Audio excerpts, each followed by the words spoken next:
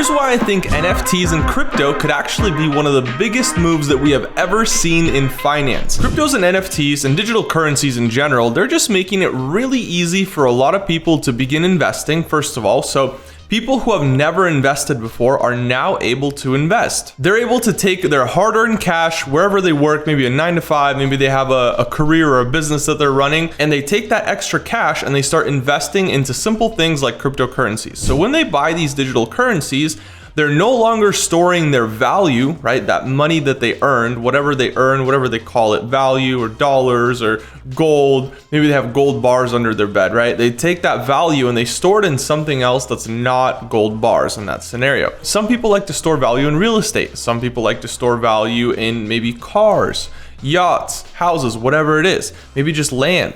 Some people like to have a big old ranch out in the Midwest, maybe with the river running through it, and that's wealth to them. They like to store their value in that asset. And so as we see digital currencies start to flood the market, we've seen so many of them just start popping up. It can be pretty hard to identify, first of all, which ones are legit, and then second of all, which ones are a good store of our value, because like that land, maybe if it's a nice ranch somewhere, Colorado, it's got a river in the back, it's got your cattle, whatever you have on your ranch, that ranch right there, it holds value and it doesn't really fluctuate. You know what I mean?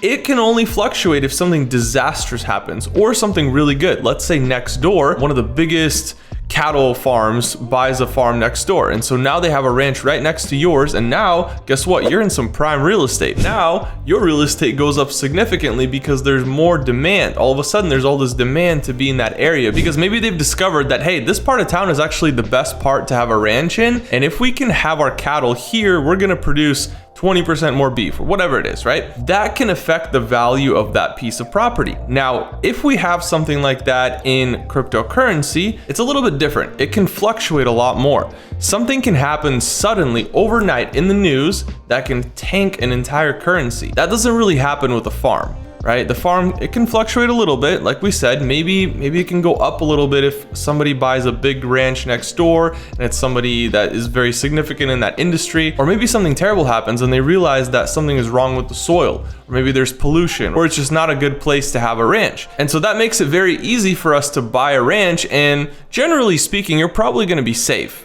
Right? It's not a common occurrence for something like that to happen. But when it comes to digital currencies, it's a lot more volatile and it's a lot more dangerous to hold a digital currency, especially if you're holding all of your wealth in one currency. Let's say you decided to settle on Bitcoin or Ethereum, or maybe one of those coins that maybe not a lot of people talk about, and it's something that's not very significant. And so if we put $100,000 or $1 million into it, whatever we want to store in that currency, now all that money is on the line, and it's a lot more volatile than that cattle ranch. That cattle ranch probably isn't going anywhere, but that currency, hey, if the president of the United States says, hey, you know what, we're no longer going to use the US dollar, we're going to use cryptocurrency only, guess what's going to happen to that currency? If it's a stable currency, if it's a currency that fits this plan that they've announced, well, guess what? That cryptocurrency could actually go to the moon overnight. It could literally skyrocket instantly. But if the president of the United States says, hey, all the cryptocurrencies are good except for this one, let's say it's Bitcoin. Bitcoin is the only cryptocurrency that's terrible and it's not going to work and we're never going to use it. And, in fact, we're banning it. If he says something like that, that's going to tank the currency overnight.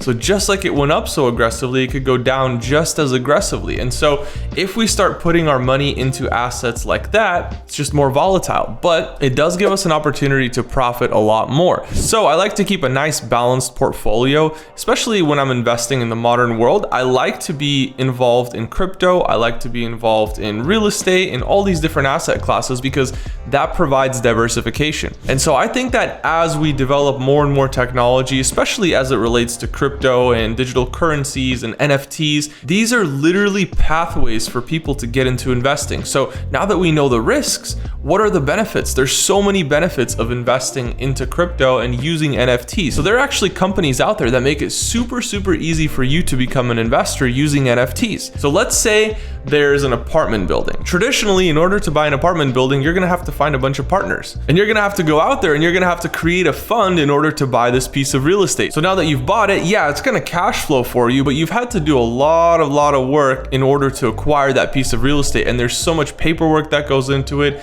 and all the verifications and loans, and it's just a pretty tough process overall. But what if we could just buy that piece of real estate, right? Or maybe an entity, a crypto entity buys that piece of real estate, and then they make that piece of real estate 1,000 NFTs. So instead of it being, hey, we can only have 4 partners on this deal, or we can only have 10 partners on this deal, you know, this apartment complex, we're just gonna split up the value of this piece of real estate into 1,000 NFTs. And you can buy in at whatever amount you want. Now they can make it 10,000 NFTs, they can make it 1,000,000 NFTs, they can make it 10 NFTs. They get to decide how many NFTs are gonna own this piece of real estate. And that NFT literally says and documents everything, by the way, on the blockchain about who the owner is of that NFT. And so it would be tied to you.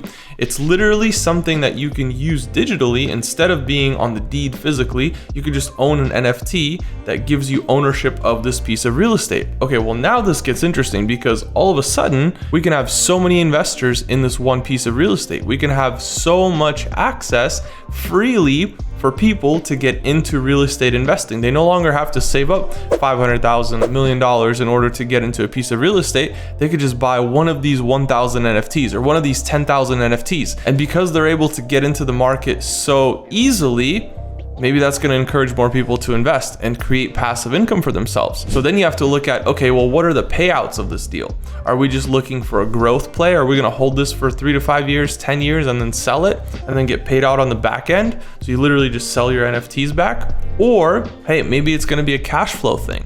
Every quarter we're getting payouts, or every month maybe we're getting payouts. We don't really know what the deal is until we analyze it, but those are the things to look for. So when you're doing a deal like this, you want to know a couple things. Number one, you want to know what the minimum buy-in is, obviously, because that could be within your budget or it could be above your budget. So you want to make sure that you're getting into something that you're comfortable investing with. You always want to invest only spare cash. You don't want to invest the last of your dollars because that can be a tough spot to be in.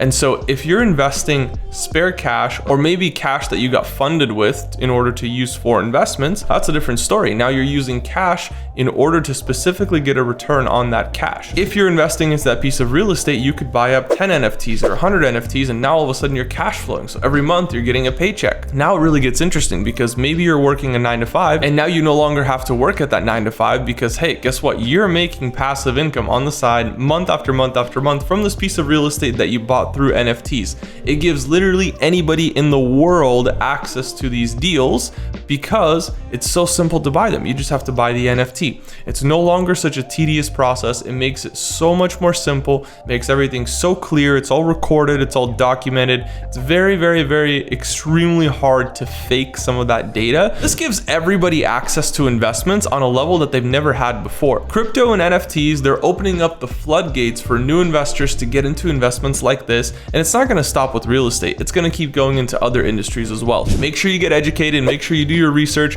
look into NFTs and see how you can benefit from using NFTs in your investing. Make sure you like, comment, and subscribe, and I'll see you all in the next video.